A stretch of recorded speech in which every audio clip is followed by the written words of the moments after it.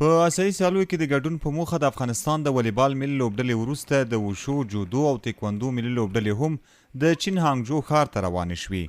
د یادو ورزشي رشتو لوبغاړي او روزونکي وایي چې دوی د بشپړ چمتووالي ترڅنګ په ښې انګیزې او قوي مورال سره په دې سیالیو کې برخه اخلي او د خپل هیواد افغانستان ښه استازولي به وکړي.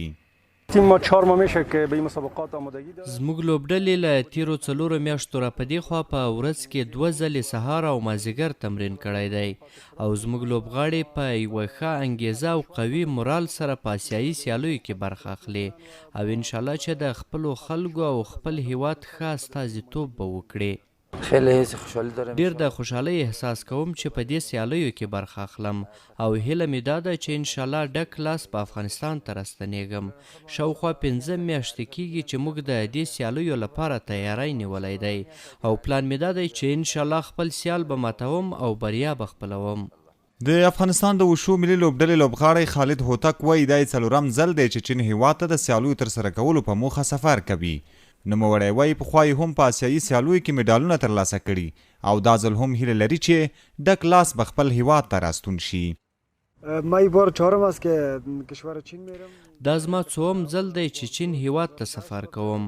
په 2010 کال کې مې په ګوانګجو کې، په 2019 کال کې مې په شانګهای کې او 3م ځل چې کال راته یاد نه دی د لوبو لپاره تللی وم او اوس دا دی چې په آسیایي سیالیو کې د ګډون په موخه روان یم چې دا مې 4م ځل دی.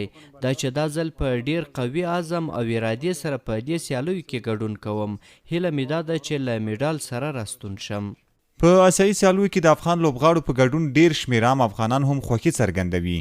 دوی وایي د دې سیالیو پیل ته بې صبرانه په تمه دي. از این مسابقات که یادآور شدین ما بسیار زیات خوش شدم. د کومو لوبو چې تاسو یادونه وکړه زه ورته ډیر خوشحاله یم ځکه چې زموږ د هیواد څخه هم پکې د بیلابیلو ورزشي رشتو څخه لوبغاړي برخه اخلي او په دې سترو آسیایي لوبو کې لوبیږي. زه خپل ټولو لوبغاړو ته دعا کوم چې په دې سیالیو کې ښې لاسته راوړنې ولري. زه ورته ډیر په بې صبرۍ سره په تمه یم چې ژر پیل شي او خپل اتلانو په اړه ښه خبرونه واورم. په چین کې د آسیایي لوبو پیلېدو ته په تمه یم. زه ټول لوبغاړو ته د ښو لاسته راوړنو او بریاو په هیله یم. بس دې ته انتظار باسم چې کله به دا سیالۍ پیلیږي او زه به یې د ټلویزیون له لارې ننداره کوم. د سږ په آسیایي سیالیو کې له افغانستان څخه په 19 بیلابیلو ورزشي رشتو کې د روزونکو په ګډون د 130 په شاوخوا کې افغان لوبغاړي برخه اخلي چې تر دې دمه یې د والیبال، وشو، جودو او تیکواندو ملي لوبډلې تللي او پاتې نورې به یې هم ډیر ژر د چین هانګجو ښار ته سفر وکړي. عزت الله احمدزی، CMG کابل.